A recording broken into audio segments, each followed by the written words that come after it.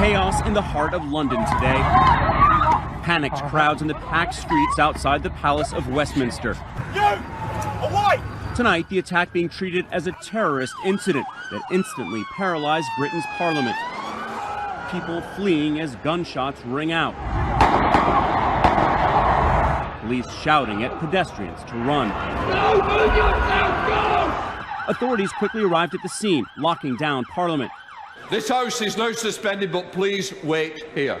The attack unfolding just before 3 p.m. on the busy Westminster Bridge, right before rush hour. You can see the car as it barrels across the bridge, highlighted there on the right. Then watch, a woman near the middle of the bridge falls, landing in the water, killing at least 2 and injuring around 40 others. There was bodies, literally. Must have been about 10 bodies. 10, 12 bodies, all in different just lying places. in different places along the bridge. Moments later, that car crashing into this gate outside Parliament, just below Big Ben.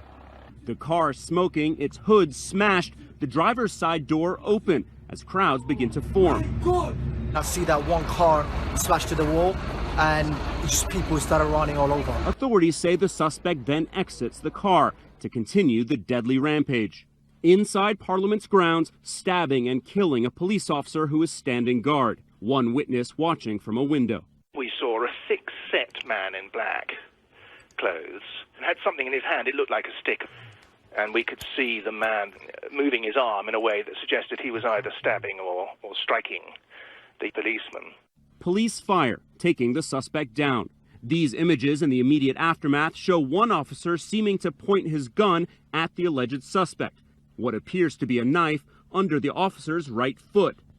Police load the alleged suspect onto a stretcher and into an ambulance. The suspect later dying. Tonight, British authorities are close to identifying that man on the stretcher, suspected of the deadly attack in London. Sources say they have a name, but they are desperately working to confirm the identity. We currently believe there was only one attacker. Investigators are now urgently scouring the car used in the attack and are searching for the suspect's smartphones and computers. In recent weeks, British counterintelligence officials have publicly warned about a possible attack using a car and a knife. Precisely the crude type of attack ISIS has been calling on followers worldwide to carry out, using any means necessary. This type of attack does not require anybody to go to any training. All you have to be able to do is drive a vehicle and be able to hold a knife. Last summer in Nice, France, a huge truck plowed through a crowd, killing 86. During Christmas season in Berlin, 12 dead and nearly 50 injured in another truck attack. The tactic used in the U.S. too, at Ohio State University, when a student rammed into a crowd with his car, then stabbed multiple people. Some cities, including New York, are stepping up security at landmarks, but officials tonight say they have no intelligence pointing to a specific plot here at home. But there's always concerns about copycats, and tonight authorities are urging vigilance. More than 300,000 people pass through New York's Times Square on any given day, a tempting target where 7 years ago, a terrorist failed to detonate a car bomb that could have killed scores. To protect against vehicle-borne attacks, the city installed heavy concrete barriers around areas where there are large crowds. A new policy allows NYPD officers to fire on a charging vehicle without hesitation. The U.S. State Department uses anti-ram barriers called bollards, like those seen here, around its embassies. They can stop a truck going 50 miles an hour. And as you could see, there are a myriad of people walking by. But former NYPD officer and FBI agent Manuel Gomez says cities with large pedestrian populations will always be vulnerable. No city could potentially fortify every street corner. It would be a war zone. As these attacks happen, different types of attacks, we evolve. So we have enforcements like we have now. We have at our parades blocks of concrete, streets closed off. So we evolve as the threat evolves. Security experts say intelligence operations have prevented many terror attacks, but because vehicles are easy weapons, the best safeguard against this type of terrorism is another person reporting suspicious activity. An emotional but defiant British Prime Minister has slammed the attack as sick and depraved. Theresa May was rushed out of Parliament when reports of the attack first began to emerge. The location of this attack was no accident. The terrorists chose to strike at the heart of our capital city, where people of all nationalities, religions and cultures come together to celebrate the values of liberty, democracy and freedom of speech. Tomorrow morning, Parliament will meet as normal. We will come together as normal. And Londoners and others from around the world who have come here to visit this great city will get up and go about their days as normal. President Trump's son is criticizing the mayor of London in the immediate aftermath of an attack in the city that killed 3 and wounded at least 20 on the grounds of the UK Parliament. Trump Jr. took to social media to call London Mayor Sadiq Khan. Trump Jr. referenced a past article on Khan where he spoke on the topic of terrorist attacks. The article, published in September 2016, featured Khan's reaction to a bombing in the Chelsea neighborhood of New York City. In it, Khan said that preparedness for terror attacks is part and parcel of living in a big city, and asked Londoners to be correspondingly vigilant. Britain's divorce from the European Union seems to be getting a little bit messy already. The EU is now threatening to take the UK to the International Court of Justice if it fails to pay a potential €60 billion exit fee. This document, a supposed draft copy of the EU's Brexit negotiating strategy, has been leaked to a Dutch newspaper, and it apparently contains clauses that have made British politicians pretty riled up. And that's that the EU is going to slap the UK with this £50 billion Brexit divorce bill, and if the UK refuses to cough up, well then Brussels' plan appears to be to take the UK to the mother of all courtrooms, and that is The Hague. The document also appears to outline that the EU will only allow the UK to access the single market in return for the retention of freedom of movement, which we know obviously isn't Theresa May's plan. At the same time, you've got the head of the European Commission, Jean-Claude Juncker, perhaps trying to allay the fears of some EU member states that the whole project could come crashing down if Britain leaves. Britain's example will make everyone realise that it's not worth leaving. On the contrary, the remaining member states will fall in love with each other again and renew their vows with the European Union. 70 British MPs are accusing the BBC of anti-Brexit bias now in its coverage of the country's decision to quit the EU. They've signed, in fact, an open letter saying Leave supporters didn't get as much airtime in the aftermath of the referendum. With more on that, here's Laura Smith.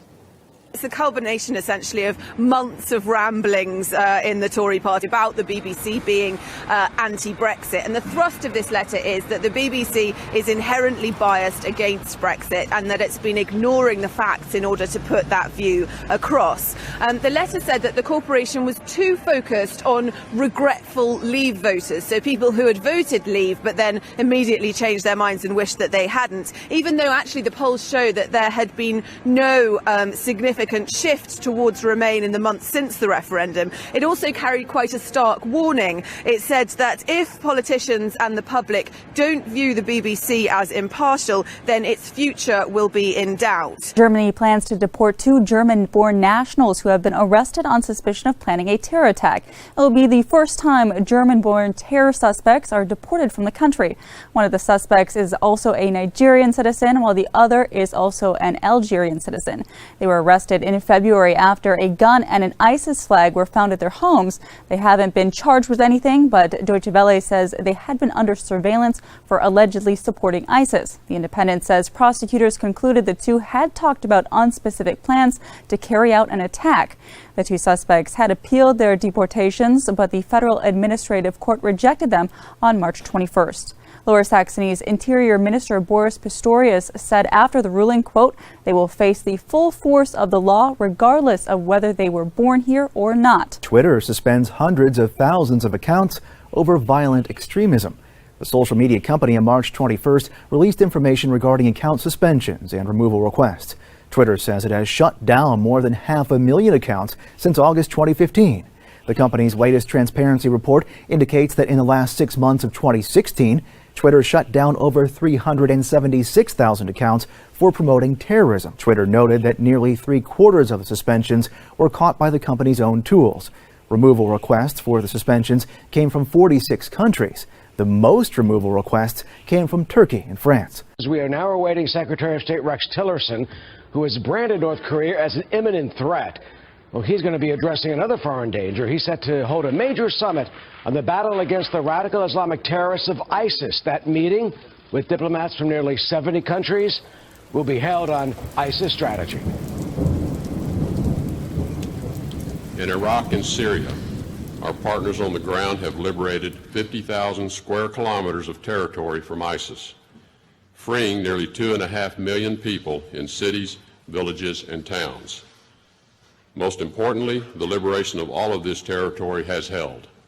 ISIS has recovered none of it. 17 coalition members are producing content in 5 languages to counteract ISIS's propaganda and its attack on its online presence.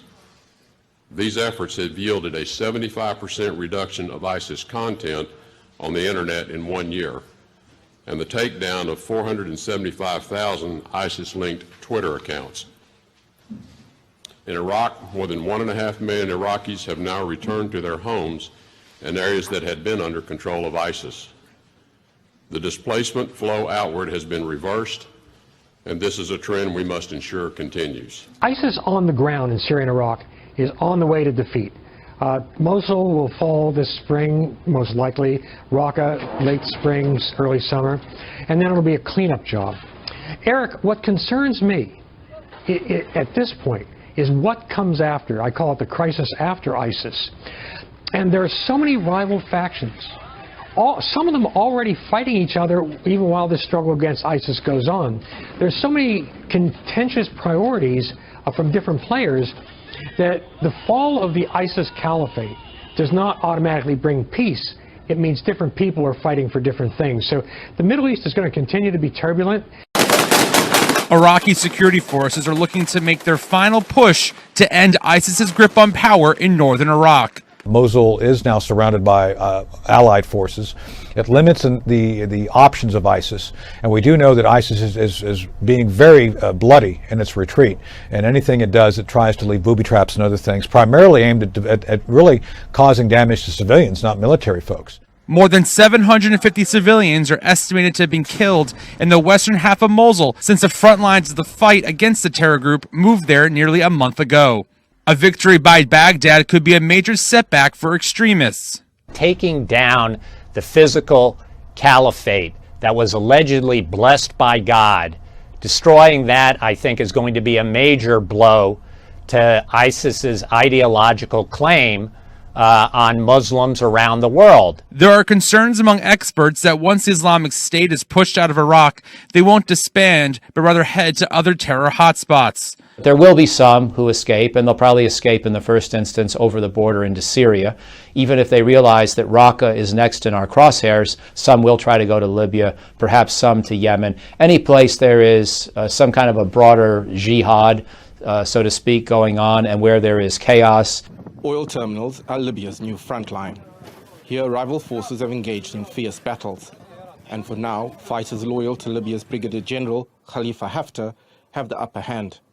The oil facilities lie in central Libya, in an area called the Oil Crescent, and whoever controls it has the say in the country.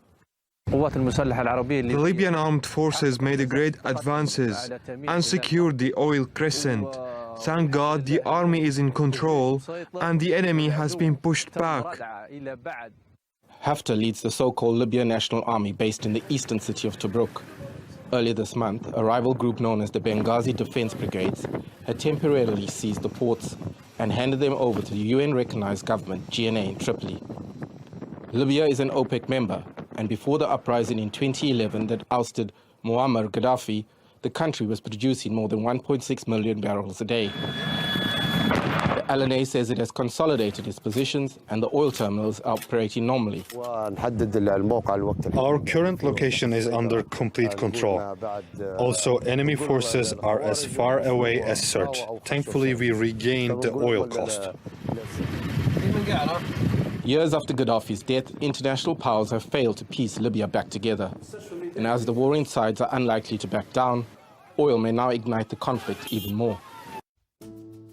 The The International Organization for Migration estimates more than 20,000 migrants have arrived in Europe by sea since the beginning of 2017. The organization said the numbers are likely to explode as the continent heads into spring. These totals do not include the more than 3,000 migrants picked up near Libya, who are currently en route to Italy. Drowning deaths for the period have also increased to about 500, which is up from 159 last year. The European Border and Coast Guard Agency confessed that its own activities and the ones by vessels operated by pro-migration NGOs are responsible for the rising death toll.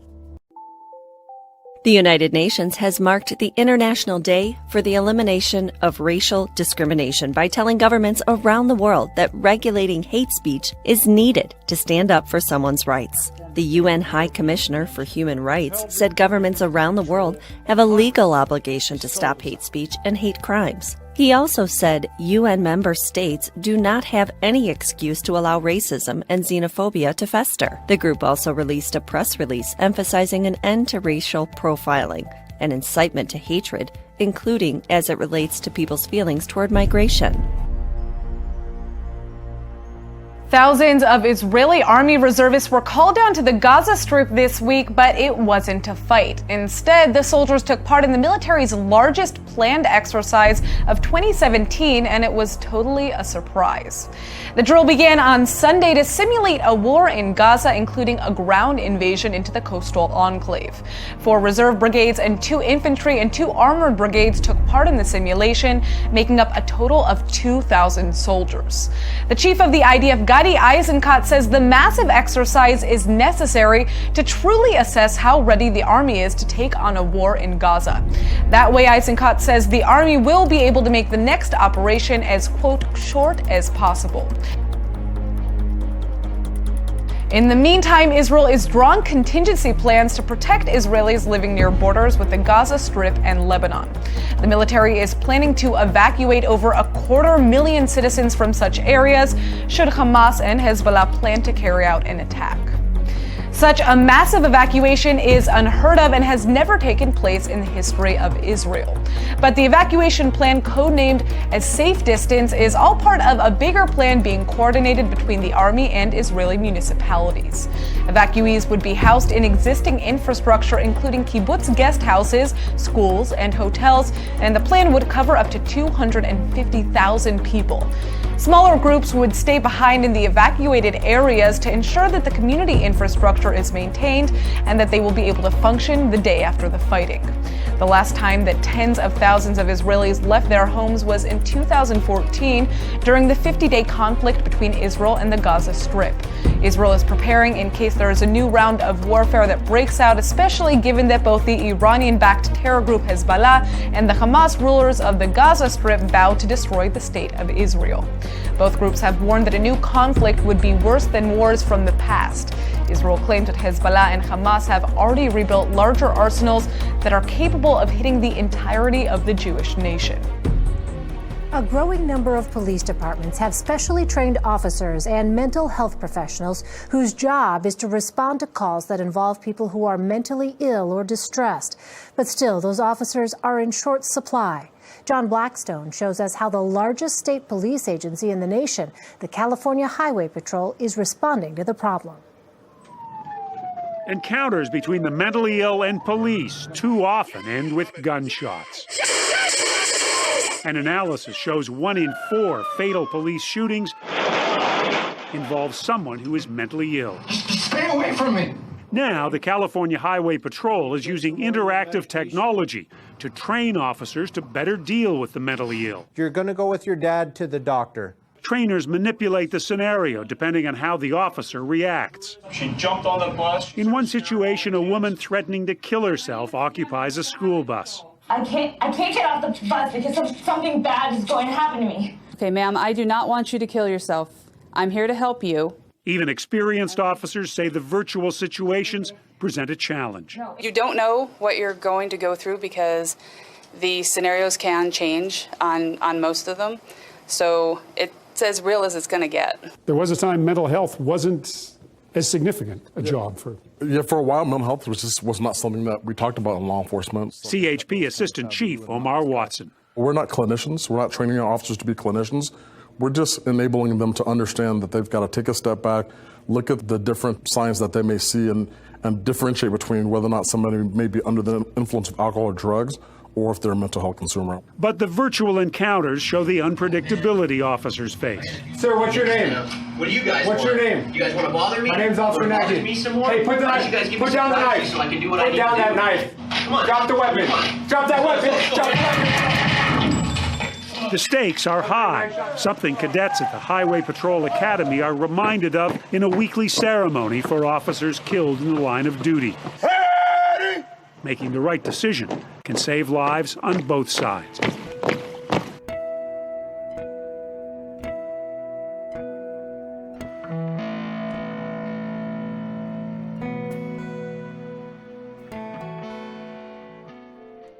The country has made over many, many years a solemn promise that when we send our young men and women to war in harm's way, we are going to take care of them when they come home. The Starbucks coffee company is hiring 10,000 vets and nearly 40,000 young Americans who don't have jobs.